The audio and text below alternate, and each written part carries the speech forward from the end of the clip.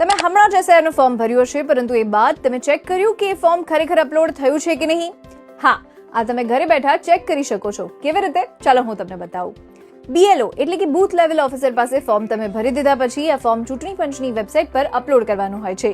મોબાઈલમાં web browser ખોલી ચૂંટણી પંચની ઓફિશિયલ વેબસાઇટ voters.eci.gov.in પર જાઓ. જો કે તમે આ ડેસ્કટોપ કે લેપટોપ પર પણ કરી શકો છો.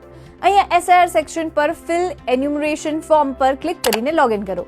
તેના માટે રજિસ્ટર્ડ મોબાઈલ નંબર અને ઈમેલ આઈડી અથવા ચૂંટણી કાર્ડનો નંબર લખો. પછી કેપ્ચા કોડ ભરીને OTP રિક્વેસ્ટ કરો. OTP મોબાઈલમાં આવે એટલે અહીં લખી વેરીફાઈ અને લોગિન કરો. લોગિન બાદ ફિલ એન્યુમરેશન ફોર્મ પર ક્લિક કરો. રાજ્ય, EPIC નંબર એટલે કે મતદાર ઓળખપત્રનો નંબર ભરીને સર્ચ બટન પ્રેસ કરો.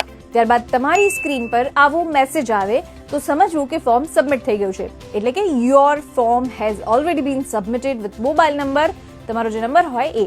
Contact your BLO for more information.